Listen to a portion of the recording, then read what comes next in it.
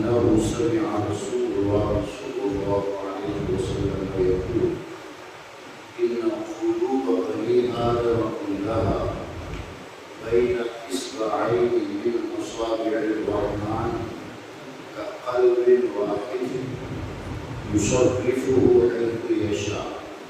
ثم قال رسول الله صلى الله عليه وسلم اللهم مصرف القلوب صرف قلوبنا على طاعتك.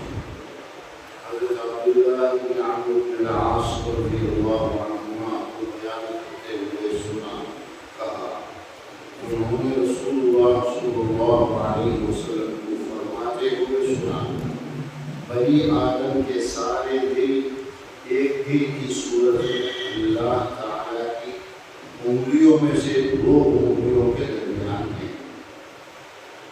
بنی آدم انسان سارے انسان آدم علیہ السلام سے لے کر آج تک جب سے یہ دنیا میں انسان آئے ہیں وہ سارے اور آج جتنے بھی انسان ہیں 700 کروڑ سے بھی زیادہ انسان اور قیامت تک جتنے بھی آئیں گے ان سب کے جو دل وہ اللہ کے دو انگلیوں کے بیچ میں ہیں. اور یہ سب دل پتہ نہیں کتنے خربوں ایک دل کی طرح سے اللہ کے ساتھ یہ سب دلوں کی جو حیثیت ہے اللہ کے نزدیک وہ اتنی معمولی ہے جیسا کہ ایک دل دو انگلیوں کے بیچ میں یقلبها حیث یشاء. اور اللہ تبارک و تعالیٰ ان دلوں کو جیسے چاہے پھیر دے گھما دے پلٹ دے.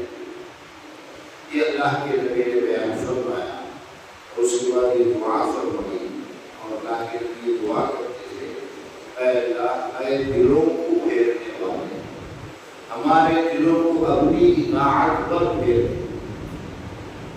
دل کا سارا جو تعلق ہے وہ ہے اللہ سے. آج کل میڈیکل سائنس نے بھی یہ کنفرم کیا ہے بدن کے جتنے بھی آرگن ہیں وہ سب ہمارے ارادے سے کام کرتے ہیں. میں چاہوں گا کہ میری زبان ہلے گی میں بات کروں, چاہوں گا کہ میرے ہاتھ میرے ارادے سے ہلتے ہیں, میرے پیر بھی میرے ارادے سے چلتے ہیں. جتنے بھی ہمارے بدن میں کے پارٹس اور آرگن ہیں وہ سب ہمارے ارادے سے کام کرتے ہیں. لیکن اللہ نے ایک دل ہمارے اندر ایسا پیدا کیا ہے جو بلا ارادہ کام کرتا ہے. نہ ہمارے ارادے سے وہ کام کرتا تھا اس کے خود کے ارادے سے کام. اسی لیے میڈیکل اس میں ایک بات ہے کہ والنٹری دل کی جو دھڑکن ہے اس کو کہا جاتا ہے انوالنٹری یعنی بلا ارادہ بغیر ارادے کے وہ چلتے رہتا ہے. کسی کے ارادے کا اس میں دخل نہیں. آپ جاگ رہے ہیں تب بھی وہ دھڑک رہا ہے, سو رہے ہیں تب بھی وہ دھڑک رہا ہے. کوئی کسی بیماری کی وجہ سے بے ہوش ہو گیا یا کوما میں چلا گیا پھر بھی دل دھڑک رہا. تو دل کی جو دھڑکن ہے اس میں کسی کا ارادہ نہیں. یہ سائنس نے میڈیکل سائنس نے کنفرم کیا. پھر وہ کس کے ارادے سے کام کر رہا ہے. یہاں یہ جو حدیث پر آپ غور کریں سارے دل اللہ کے انگلیوں کے بیچ میں. دل کا سارا تعلق اللہ سے, اللہ کے ارادے سے یہ ہمارے دل کام کرتے ہیں. جس طرح ان کو کام کرنا ہے, ہارٹ بیٹ بڑھنا ہے, سب اللہ نے, کوئی ارادہ نہیں. یہ اللہ کے وجود کی علامت ہے. ہم میں سے ہر ایک کے جسم کے اندر باڈی میں جو دل ہے اور دل کی جو ہارٹ بیٹ ہے وہ اس بات پر دلالت کرتی ہے کہ کوئی ہے جو اسے چلا رہا ہے, ہم نہیں چلا رہے. اور وہ اتنا ضروری ہے اس کی دھڑکن ہے. ہمارے سارے آرگن ریسٹ بھی کرے اسے چلتے رہنا ہے.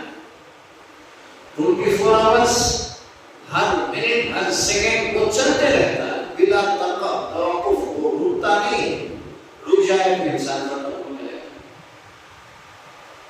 اسے کون چلا رہا ہے؟ اسے چلانے والی ذات اللہ. اسی لیے اللہ نے فرمایا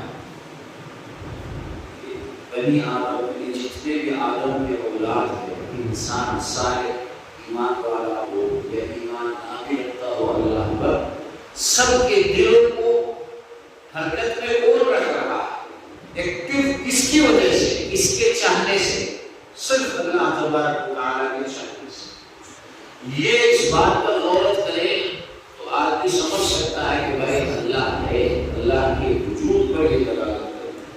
اسی لیے اللہ کے نبی کو دعا فرمایا، اے اللہ ہم سب کے دلوں کو تیری اطاعت پر جما دے.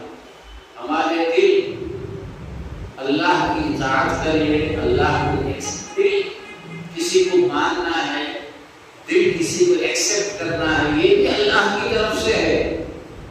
آپ کسی کو کتنا بھی سمجھاؤ، کوئی کتنے بھی اچھے لوگوں کی صحبت میں رہے، ہدایت اسے ملے کوئی ضروری نہیں، وہ اچھے راستے پر آ جائے ضروری نہیں. اسے تو اللہ کے نبی بھی نہیں سمجھا پائے. کتنے لوگ تھے جو اللہ کے نبی کے سامنے رہے، آپ کی باتیں برابر سنتے رہے، پھر بھی اللہ نے ان کے دلوں میں ہدایت نہیں. جس چچا نے ہمارے نبی کو بچپن سے پال پوس کر بڑا کیا، ان کو بھی سمجھ میں نہیں آیا، ان کے دل بھی اسلام کو ایکسپٹ نہیں کرتا. تو اس کا جو تعلق ہے کسی اور سے نہیں، وہ ڈائریکٹ اللہ سے ہے. اسی لیے اللہ سے مانگنا ہے، یا مقلب القلوب صرف قلوبنا علی طاعتک. یہ اس حدیث میں دعا ہے، اے اللہ میرے دل کے معاملے کو تو ٹھیک کر دے، اسے ہدایت سے نواز دے، اسے تیرے حکموں پر چلنے کی توفیق دے. وہ توفیق دے گا تو ہی انسان چل سکتا ہے. یہ دعا مسلم شریف کی حدیث ہے، حدیث نمبر 2650. اللہ تبارک و تعالیٰ ہمیں دین کی صحیح سمجھ عطا فرمائے اور ہمارے دلوں کو اس قابل بنائے کہ وہ اللہ اور اس کے رسول کے احکامات کو سمجھے، ایکسپٹ کرے اور اس پر عمل کرے. سبحان اللہ و بحمدہ، اشہد ان لا الہ الا انت، استغفرک.